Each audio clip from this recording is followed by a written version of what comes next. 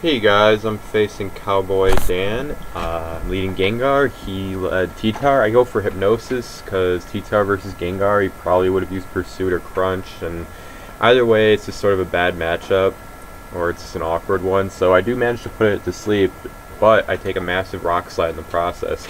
Get my Gengar out of there. I go to my Scarm. I go for Spikes as he brings Fortress in. He goes for Rapid Spin as I go for a second layer. We're just playing spikes on spikes, who will rapid spin and who will just go for spikes or switch. I just go to my Gengar, just happy to get one layer of spikes down. Of course, I predict wrong. He goes for another layer of spikes, so he's at 2, I'm at 1. He got the better end of that deal. He should be able to switch out now, or should switch out, that is. My Gengar did scare him off. Celebi comes in. I get a crit Thunderbolt, and spikes damage put it down to 65%.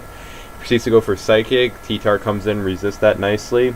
Sandstorm starts going off, which should prevent Leftovers recovery, and Swampert comes in. I go for Rock Slide. I didn't feel comfortable going for Focus Punch there in case the Celebi had something like Giga Drain or something like that, but he did switch to Swampert, so that didn't work out, but never hurts to be cautious. I bring my Vaporeon into the Swampert. He goes for Earthquake, does not go for Hydro Pump or Surf. Celebi comes in against my Vaporeon as I go for Wish. And then as the Celebi goes for Recover, I bring Tyranitar back in, but I get healed off with Wish in the process, negating the Spikes damage on my side. Goes for Heal Bell to get rid of the sleep on T-Tar. I don't know if that was worth it, especially since I took out the Celebi with HP Bug. I guess he didn't notice the fact that I wasn't getting Leftovers recovery, or he didn't care and just thought the T-Tar was more important. So it's a 6-5 game. Swampert comes in to answer. That should prop me out. I'm locked into HP Bug, which won't do nearly enough damage as I would want it to. Go to Scarm. He goes for Earthquake. I knew he probably wouldn't go for Surf or a Water-type move just because he knows my Vaporeon is out there and he doesn't want to heal that off for no reason.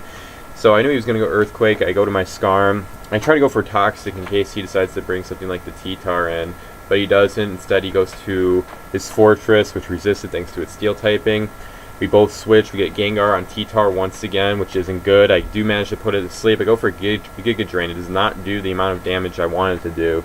Fortunately, I did not switch there, so Giga Drain turned out to be the right move because he goes for Pursuit. And now I'm basically locked in. If Hypnosis doesn't connect, I'm screwed. It does connect, so that should allow me to switch freely here unless he wakes up. So I'm going to go to my Vaporeon or my Scarm. Either one seems pretty good. Vaporeon wouldn't like the Spikes damage, and if he has like Thunderbolt HP Grass, that could be really bad. However, I decide it's worth it. Unfortunately, he does wake up, so my Gengar dies to Pursuit. I go for Surf. I'm faster than the T-Tar, so it probably has no speed investment whatsoever, and it probably has a speed, a nature that decreases its speed pretty significantly. This Vaporeon has no speed investment. It has 166 speed, so that definitely puts it at the threshold of it maybe being a little bit faster than T-Tar. Fortunately, because I'm faster, I do win this battle one-on-one, when normally I wouldn't. But anyway, it's a 5-4 game right now. Tyranitar's gone, my Gengar's gone. He has this Aerodactyl, I haven't seen that yet. I go for Protect just to scout out the move, and it's Rock Slide. Now granted, my Vaporeon is going to die from Spikes if I bring it in, and if not to Spikes, to Sandstream. So I'm going to save it as fodder material for later, and I just bring my Scarm in.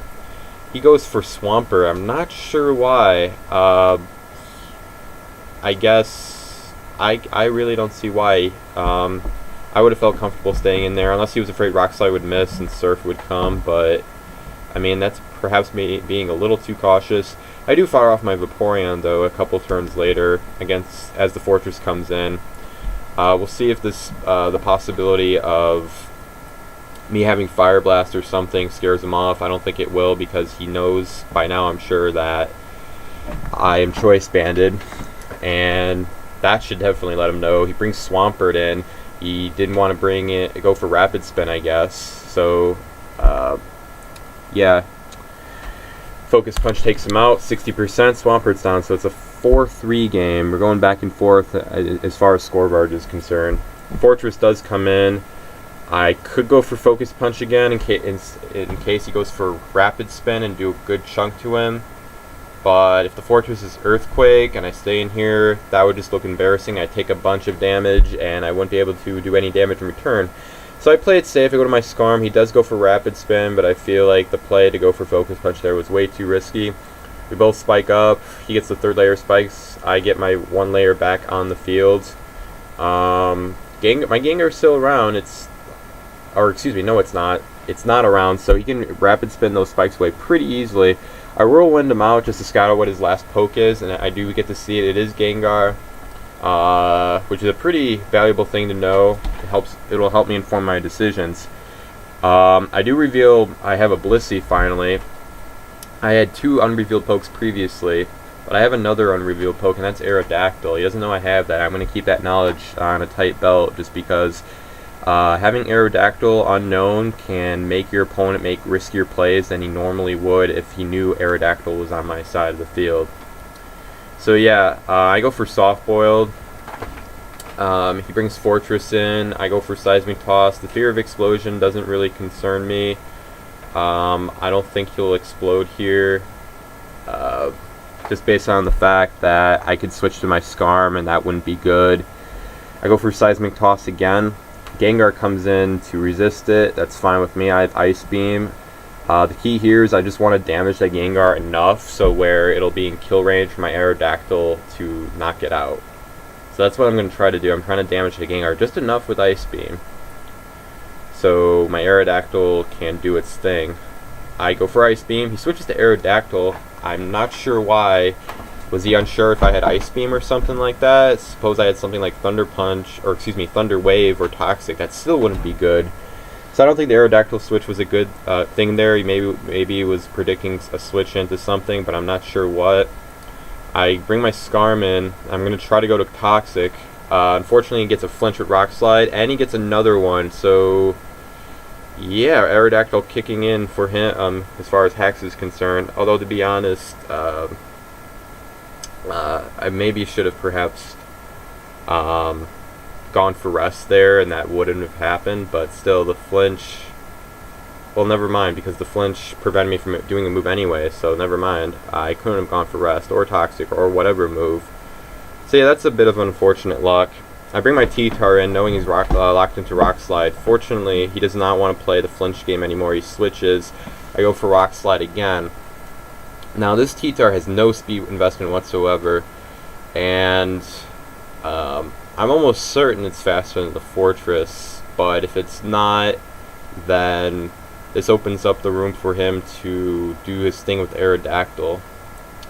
If my T-Tar takes out the Fortress and Tyranitar gets hit with HP Bug, and I'll be at low health, you can go for something like Rock Slide, HP Fly, and all I have to deal with is Blissey. I'm not sure it would survive the level of health it's at after spikes from an attack, and my Aerodactyl wouldn't like coming into Rock Slide and playing the speed tie game. So I do take out the Fortress though, so that's a good thing. And then knowing he's locked into Earthquake, I finally reveal my Aerodactyl. I go for Rock Slide. He switches to Gengar. If I miss here, it would be devastating. Fortunately, I don't. And now I'm facing this Aerodactyl. Now I'm pretty much obliged to stay in here and hope I win this. Otherwise, Blissey will take spikes damage and a ton from Rock Slide. So I have to stay in here. And unfortunately, he is faster than me, or he won the speed tie. I'm not sure which. I don't know what his EVs, stats, whatever are. So now all it comes down to Blissey. We'll see what level of health it's at following spikes. I'm not really confident I'll win this.